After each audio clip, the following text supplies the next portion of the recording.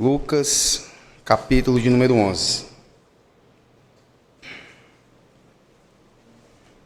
Vamos ler do versículo 1 ao 13.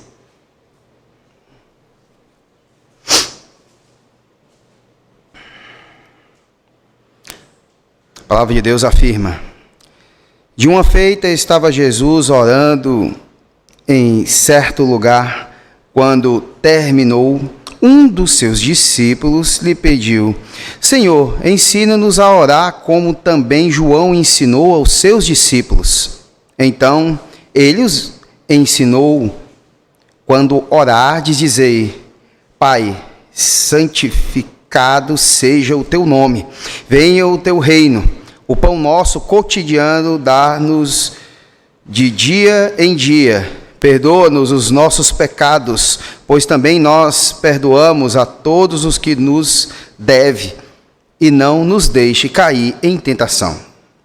Disse-lhes ainda Jesus: qual dentre vós, tendo um amigo, e este for procurá-lo à meia-noite, e lhe disser: Amigo, empresta-me 3 pães, pois um meu amigo, chegando de viagem, procurou-me, e eu nada tenho que lhe oferecer.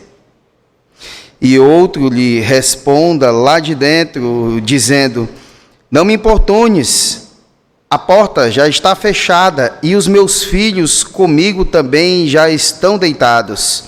Não posso levantar-me para te-os dar.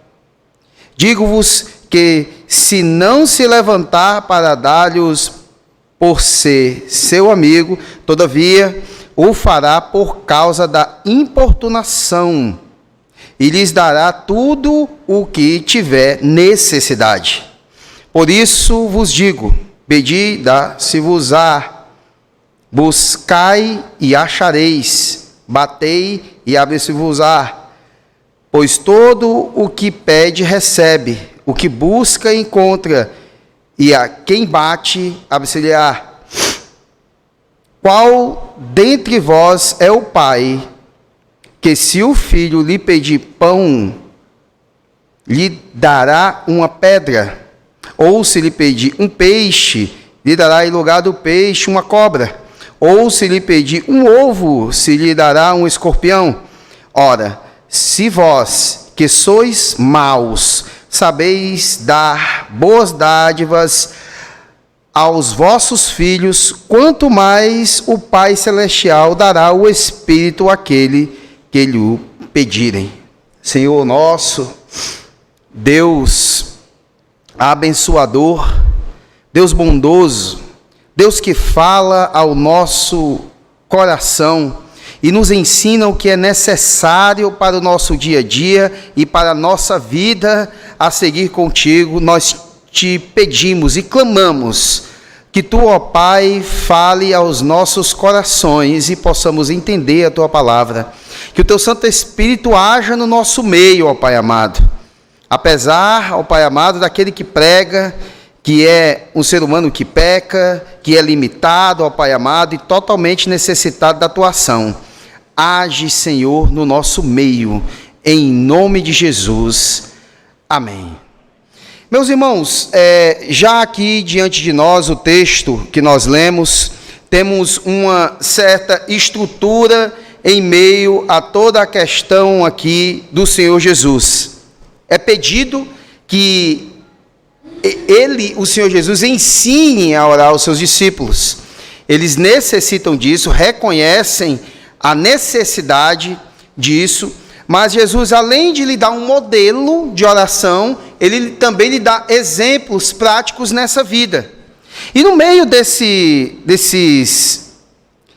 dessa questão prática, nós temos uma certa estrutura que nós devemos prestar bem atenção. Quando nós vimos aqui esse diálogo, a partir do versículo 5, nós vamos ver que o amigo, ele pede emprestado 3 pães. Ele pede emprestado, ou seja, ele ia devolver, esses pães depois. Ou seja, aqui existe um pedido, em primeiro lugar, a estrutura que nós temos aqui. Em segundo lugar, nós vamos ver que ele diz que é para um amigo que chegou de viagem. Ou seja, existe um motivo pelo qual ele está pedindo emprestado esses 3 pães. Depois, ele vai fazer um apelo, porque ele diz: eu não tenho nada para lhe oferecer.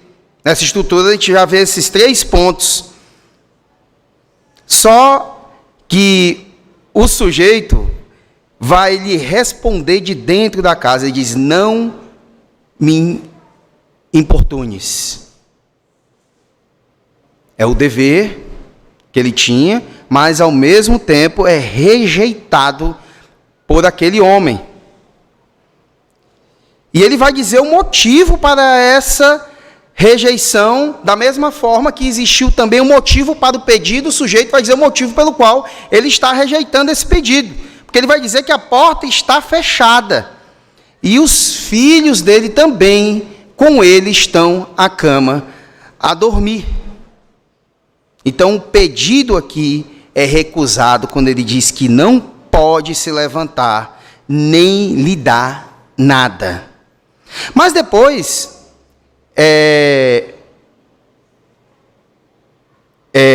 nós vamos ver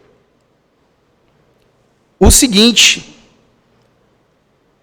ele não atende o pedido de dar, só que depois de ter se levantado, ou levantar, e por ser seu amigo, não por amor, mas a amizade, depois o texto vai dizer: mas para evitar a vergonha,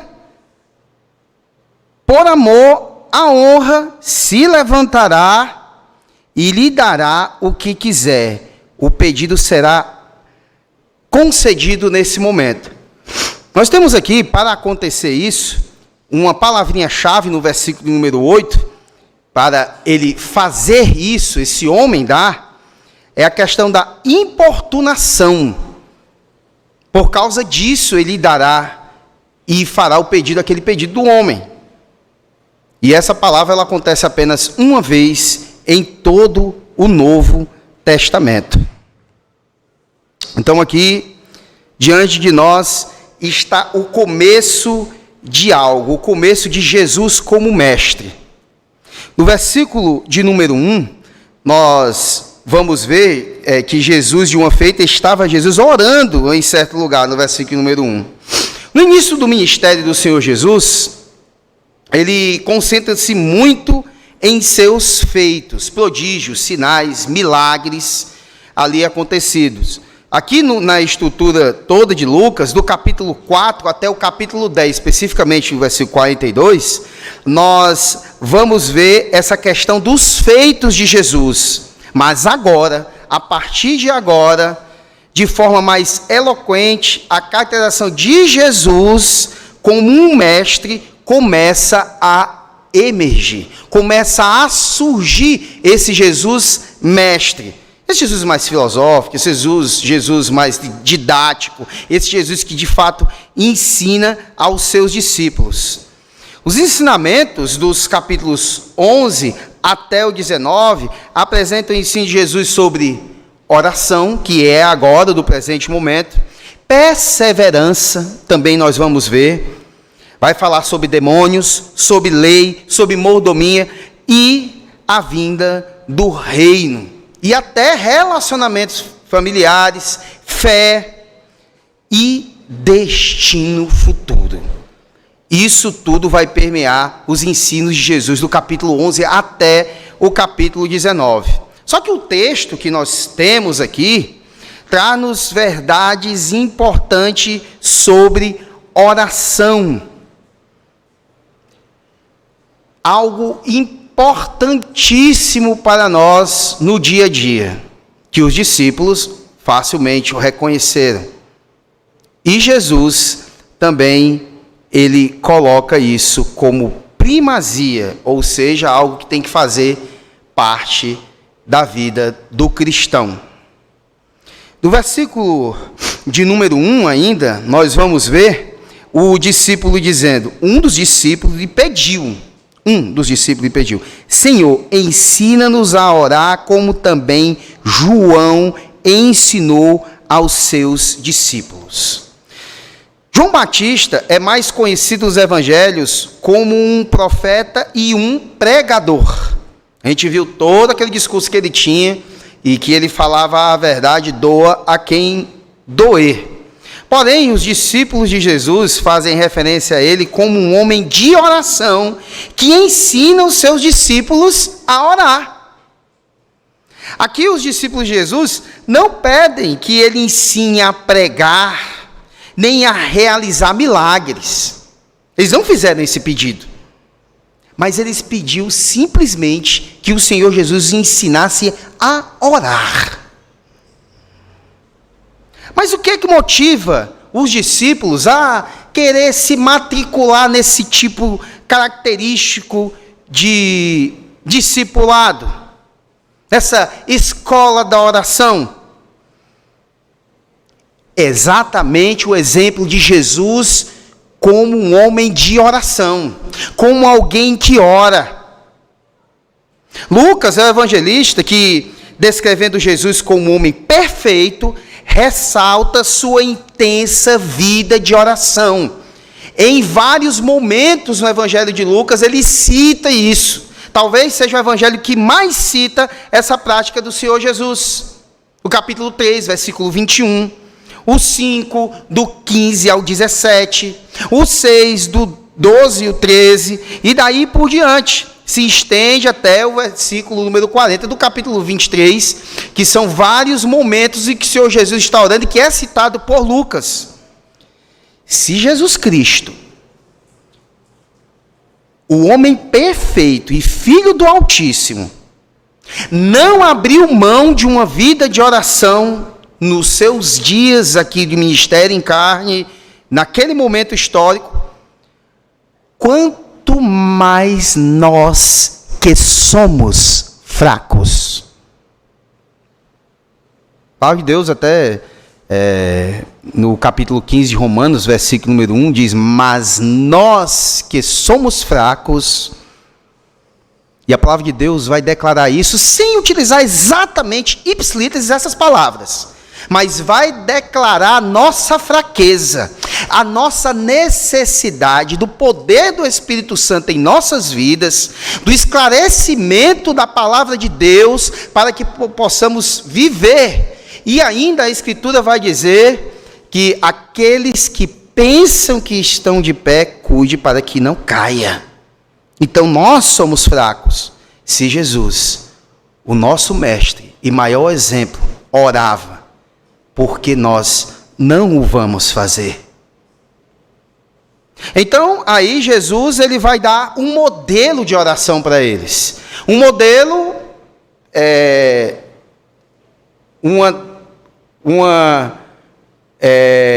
um discurso, um exemplo de palavras. Mas não só isso, mas também pelo que devemos orar. E aí nós vamos ver também pelo que nós não deveríamos nem orar. Então, nós vamos ver do versículo 2 ao 4, acompanhem comigo. Então, ele os ensinou. Quando orardes, dizei, Pai, santificado seja o teu nome, venha o teu reino, o pão nosso cotidiano dá-nos dia em dia, perdoa-nos os nossos pecados, pois também nós perdoamos a todo o que nos deve e não nos deixe cair em tentação. Lucas nos apresenta aqui uma oração ensinada pelo Senhor Jesus de forma mais resumida. Em relação aos outros evangelhos, é diferente também. Inclusive, os que têm hábito de estar sempre lendo a Escritura, e quando tem aquela prática de orar o Pai Nosso, ou Padre Nosso, como dizem os romanistas, né? Alguém pode destoar destoar do ritmo por causa de uma palavrinha diferente, que é o caso de Lucas aqui, que é um pouco diferente dos outros evangelhos. Mas nós temos aqui o modelo dado pelo Senhor Jesus. E o interessante, logo no começo, é que Jesus não disse se orardes, mas ele diz quando orardes. Ele pressupõe que seus discípulos vão orar. É inadmissível a vida de um cristão sem oração. Não dá para o cristão viver sem orar. E aqui a gente não está falando no nível de modelo eclesiástico com o passar dos séculos, que muitas vezes passou a ser a oração apenas naquele dia marcado, que é o culto de oração, o culto da busca pelo Espírito Santo, ou algo parecido. É uma vida de oração, é algo pessoal, algo íntimo, a prática tem que acontecer. Inclusive, a Escritura vai declarar também que devemos orar sem cessar. A nossa vida tem que ser voltada para a oração também.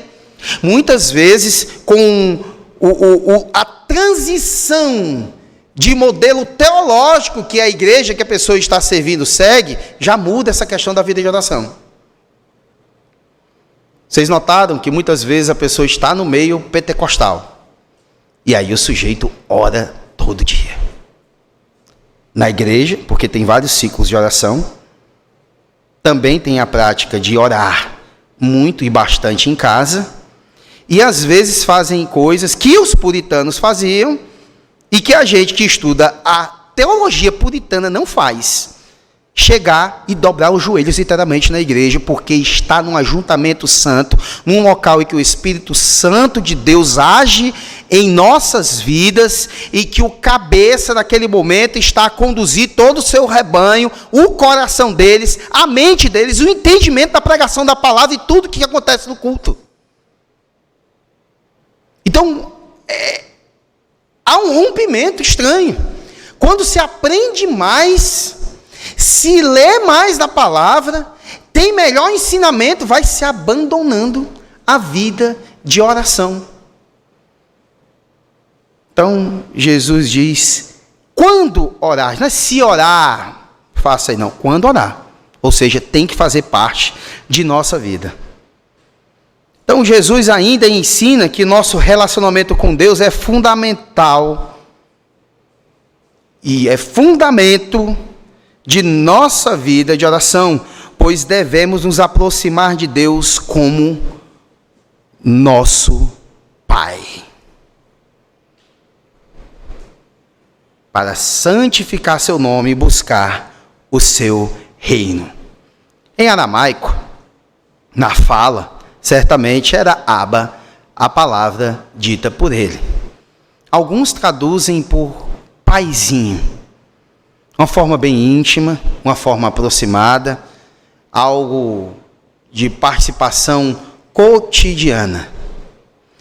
Os nossos filhos geralmente nos chamam de pai, às vezes papai, e não se dá outro nome, pela proximidade, o cotidiano e a participação diária do pai com o filho. A proximidade total e constante. É anormal, inclusive, quando há uma distância muito grande do pai para com o filho. Já pensou? Um filho que só se comunica com o pai de ano em ano, estando na mesma casa, no mesmo ambiente? É terrível. E quando acontece essa comunicação rara do pai com o filho, causa inclusive traumas para o filho. É triste. Existe até uma música de o filho de um cantor conhecido chamado Péricles, que o filho dele faz uma música para o pai dele. E ele fala que é fã do pai dele e tudo. É legal porque o primeiro bom dia dele, apesar de ser tarde, o pai dele acorda tarde, é dele, mas ele diz que de repente ele fica distante do pai. O pai na vida de shows e tudo. A gente vê que é uma música de agradecimento, mas ao mesmo tempo de lamentação pela distância do pai. mas nós somos filhos. Nós somos destinados à vida eterna. Nós devemos ter a proximidade total e a comunicação direta sempre com o nosso Deus. A oração não tem como propósito que a vontade humana prevaleça no céu, mas sim que a vontade de Deus seja feita na terra. A oração não é um instrumento para o ser humano egoisticamente buscar a realização de seus interesses desse mundo, mas um empenho para que o reino de Deus, ou seja, o seu governo, nos corações seja concretizado através do Evangelho na história. Alguém um dia disse, e tem razão ao dizer, que orar é pedir que Deus nos use para realizar aquilo que Ele deseja, de modo que seu nome seja glorificado, seu reino seja expandido e fortalecido, e sua vontade seja de fato feita.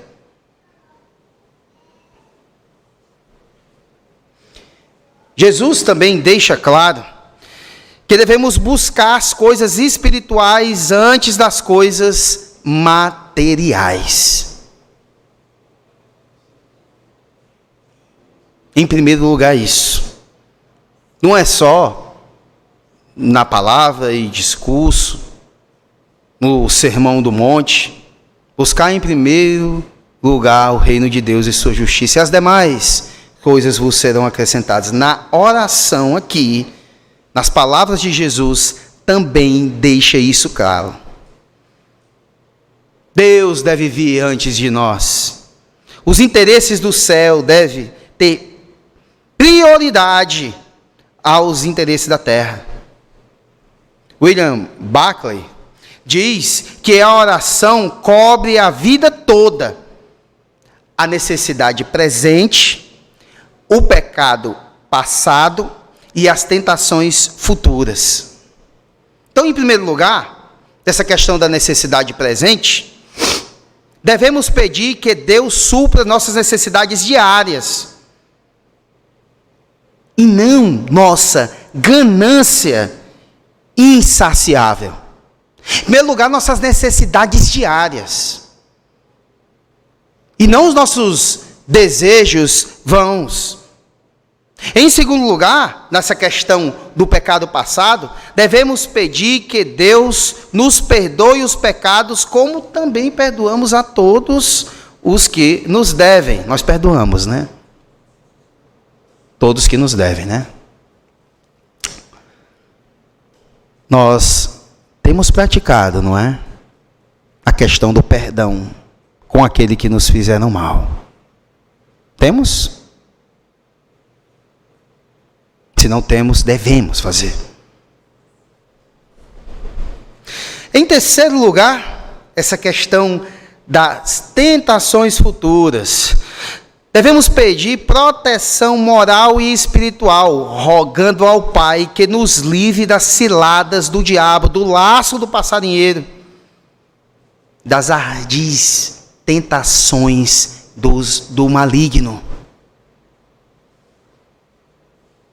Devemos pedir diariamente por essas coisas.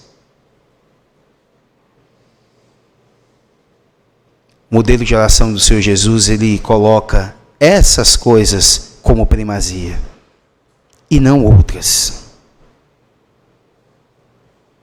O que acontece muito no meio do cristianismo é usar a oração como um instrumento de conquistas pessoais, para elas, para esses fins. Eu quero uma promoção no emprego, passar no concurso, conseguir um carrão. Eu não sou satisfeito com o meu carro ali, ano 2015, já está velho, há 10 anos de uso, não dá mais. Embora tenham pessoas, né, que gostam dos carros mais clássicos, mas existe uma ambição e uma procura por dinheiro que é uma coisa terrível.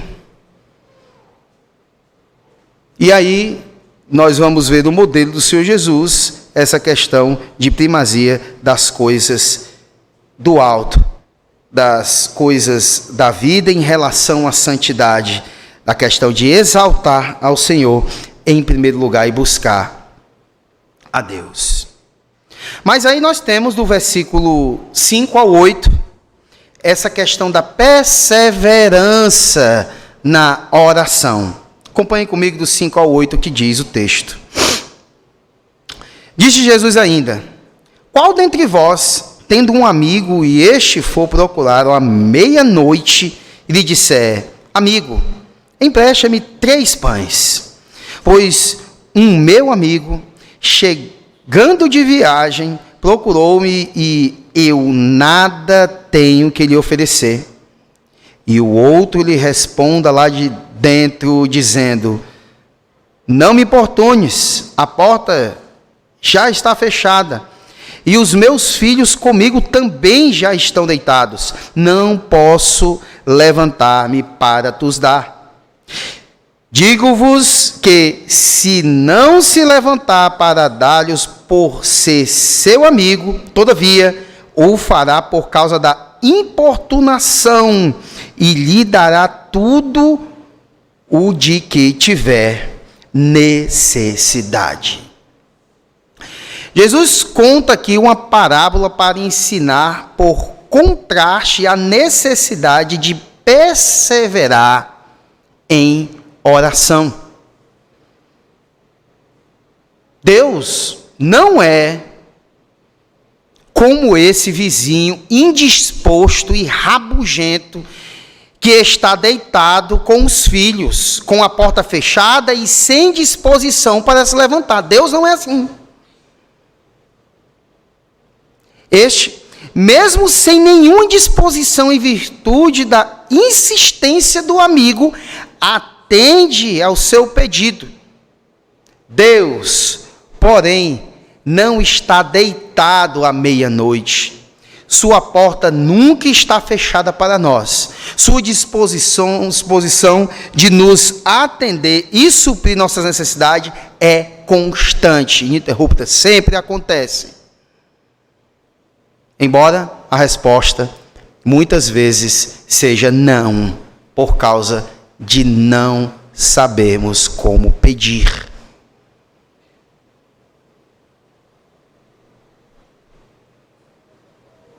Ora, se até um homem indisposto atende um amigo importuno, quanto mais Deus atenderá e suprirá as necessidades de seus filhos, que de forma perseverante bate a porta da sua graça. Então, por que Deus exige a perseverança na oração? Para nos ensinar a refletir quais ou sobre quais são os nossos anseios e compromissos. Jesus reprovou aqueles que se dispuseram a segui-lo sem reflexão.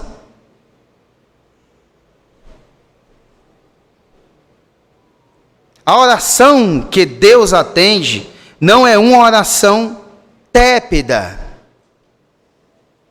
morna e sem persistência. Falando em insistência, nós vamos lembrar do apóstolo Paulo mesmo. No espinho da carne, ele diz que 3 vezes orei ao Senhor. 3 vezes ele orou ao Senhor, pedindo que afastasse dele aquele espinho da carne. Lembram disso no texto, no capítulo 12 de 2 Coríntios?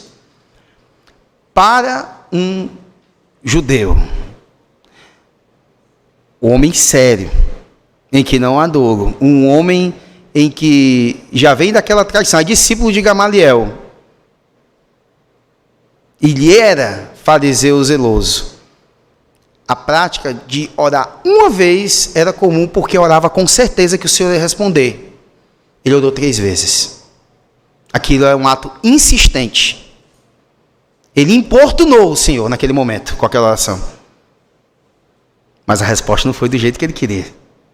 Acontecerá o mesmo conosco muitas vezes, e aconteceu em nossa vida dessa forma. Só que aqui do versículo 9 ao 13, nós vamos ver promessas para a oração. E do versículo 9 ao 13, a palavra de Deus vai declarar: por isso vos digo, pedi e dá-se-vos-á, buscai e achareis, batei e abre-se-vos-á. Pois todo que pede recebe, o que busca encontra, e a quem bate abre-se-lhe-á. Qual dentre vós é o pai que, se o filho lhe pedir pão, lhe dará uma pedra? Ou se lhe pedir um peixe, lhe dará em lugar de peixe uma cobra? Ou se lhe pedir um ovo, lhe dará um escorpião? Ora, se vós que sois maus, sabeis dar boas dádivas aos vossos filhos, quanto mais o Pai Celestial dará o Espírito àquele que lhe pedirem. Os tempos verbais dessa passagem são importantes. Todos estão no presente contínuo. Pedi. Ou seja, continuem pedindo. Buscai, continuem buscando. Batei, continuem batendo. Em outras palavras, não procurem Deus apenas quando surgem emergências no meio da noite. Não procure o Senhor apenas no momento ruim da vida. Não procure o Senhor apenas na necessidade. Quando tudo está terrível, aí se aprende a olhar para o alto. Tem até um filmezinho, uma cena lá interessante, esses filmes evangeliqueis que tem, né? O sujeito diz: foi preciso Deus mudar, virar o meu mundo de ponta cabeça, virar para eu aprender a olhar para o alto. Não é assim. Devemos buscar no nosso cotidiano ao Senhor em oração. Sempre. Lembram no texto aqui? Quando orardes. Não é se orar, é quando orardes. Faz parte de nossas vidas isso aqui. William Hendrickson destaca que a essa tríplice exortação, pedir, buscar e bater, acompanha o tríplice promessa: dar-se-vos-á, encontrar e abre-se-vos-á. Pedir subtende humildade. Os humildes de coração do Sermão do Monte, vocês lembram? Devemos ser humildes. Ou seja, é uma consciência de necessidade diária, humildes de coração. E também se envolve até a questão de pobres de espírito, reconhecendo a nossa total pobreza diante de Deus.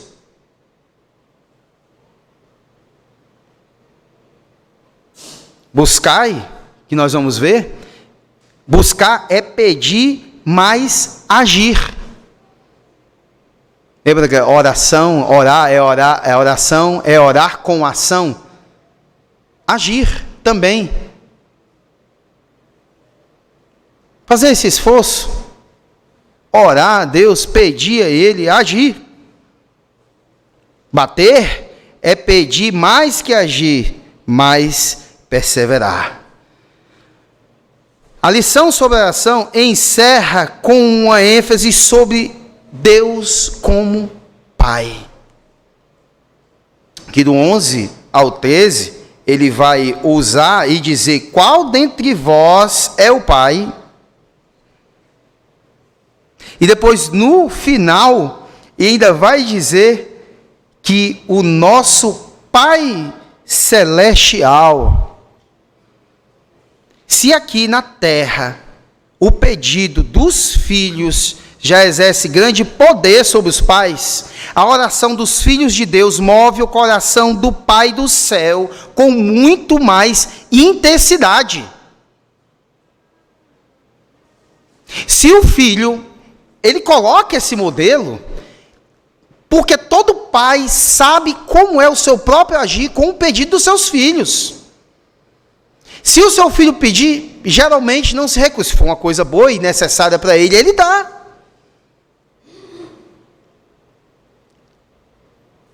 Quantos pais já fizeram, talvez não tenham feito aqui, algum pai, alguma mãe não fez aqui, mas geralmente se dá o melhor para o filho, segundo as necessidades dele.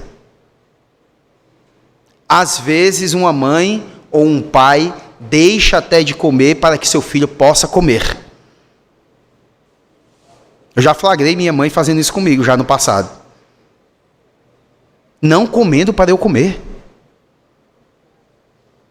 Os pais fazem isso. E os pais sabem. Os pais aqui, no presente momento, sabiam do que Jesus estava falando aqui. Sabiam do que ele estava dizendo. Mais uma vez, Jesus constrói sua argumentação do menor para o maior. Se um pai humano dá o que é melhor para os seus filhos, certamente o Pai Celeste, e aqui ele vai dizer, dará o Espírito Santo àquele que lhes pedirem. Ele chega a usar isso aqui nesse momento. O Espírito Santo àquele que lhes pedirem. E aqui, muitas vezes se entende, principalmente no meio pentecostal, é aquela... Não, vamos pedir do Espírito e aquela loucura no culto, uma coisa totalmente desorganizada. Como diz, eu me esqueci o nome do pregador, pentecostal inclusive, que numa pregação ele chorou muito em dizer que as igrejas fazem o Espírito Santo parecer um idiota e um boboca. Por causa dessa busca louca que existe. Mas nós podemos pedir poder no Espírito para compreender mais as Escrituras. Poder no Espírito para andar segundo as Escrituras. Poder no Espírito para amar a lei de Deus e praticá-la. Poder no Espírito para viver de forma que não envergonhe ou leve em vão o nome do Senhor. E aqui, segundo o modelo do Senhor Jesus aqui de oração, a primazia é buscar em primeiro lugar o reino de Deus, buscar uma vida digna, buscar uma vida de perdão de pecados e de constante oração na vida.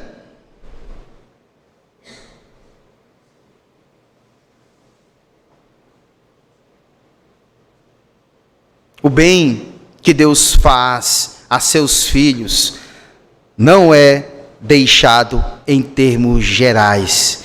Ele dará o Espírito Santo. Lucas aqui está interessado na obra do Espírito Santo. E aqui vê o dom do Espírito Santo como um sumo bem para o ser humano. Que diante de nós está um modelo verbal de se expressar, está a maneira em que Deus age com seus filhos e a maneira em que os filhos de Deus devem agir com o Pai. E aqui nós temos uma única vez no Novo Testamento, uma palavra citada aqui, no original, que é a palavra aqui que é traduzida por importunação. No grego a gente chama de apax olegomena, aparece apenas uma vez no Novo Testamento, da forma que está aqui. E isso torna o texto bastante especial. E isso, nós devemos voltar os olhos para isso e entender que nós devemos buscar constantemente a Deus e insistir em oração mesmo. Por causas legítimas. E orando por essas causas legítimas, as decisões eternas, as determinações eternas irão surgir diante de nós, irão se materializar. A encerrar, vou falar sobre uma questãozinha, uma análise. O Senhor Jesus é chamado no Novo Testamento, especificamente por João, vai ter um pouco diferente lá em Hebreus, de o monogenê. Traduzindo, é aquela palavra chamada unigênito, único gerado. E aí traz uma análise. O Senhor Jesus já existia desde a eternidade, mas ele surgiu, ele foi gerado. O Senhor Jesus, ele vai dizer que tudo que pedirdes em meu nome vos será o quê? Feito. A palavra dada para feito lá é genê, que também está lá no monogenê. Ou seja, tudo que pedis em meu nome será gerado. Vai surgir tudo aquilo que você pedir em nome dele, segundo os ensinamentos dele, segundo a vontade dele, segundo a volição do nosso Deus, e irá surgir tudo que foi determinado desde tempos eternos. Então não vai surgir aquilo que é capricho seu, que é capricho meu, que é de ambição, que é de egoísmo, pedido de sucesso, de dinheiro ou coisa parecida. O que vai surgir de acordo com a vontade de Deus é aquilo que é sumo bem para o seu povo, para a santificação. Isso irá surgir para você. Não pense você que você vai orar pedindo aí só o que acontece no mundo evangélico do dia de hoje. Eu quero ser um cantorzaço. Quero gravar na MK Publicitar. Aí o que vai surgir? Não vai não. Não vai não. Porque a vontade do Senhor é que você viva de forma digna nesse mundo e para a sua glória. As demais coisas vos será acrescentada. Não precisamos ter anseios por coisas desse mundo apenas. Nós devemos buscar em primeiro lugar o reino de Deus e sua justiça. Em nome de Jesus. Amém, irmãos? Que possamos viver dessa forma, orar dessa forma sempre para a glória de Deus. Vamos ficar de pé, meus irmãos, e orar nesse momento. Deus, ó Pai maravilhoso, obrigado por essa noite na Tua presença. Obrigado, ó Pai amado, porque Tua palavra foi cantada, porque a Tua palavra foi lida, a Tua palavra foi pregada. Nós te pedimos, ó Pai, que possamos praticar essa palavra no nosso dia a dia. Nos faz, ó Pai, te buscar no cotidiano, ser insistentes por coisas legítimas e que possamos viver para a Tua glória. Em nome de Jesus nós te pedimos e te agradecemos. Amém, Senhor.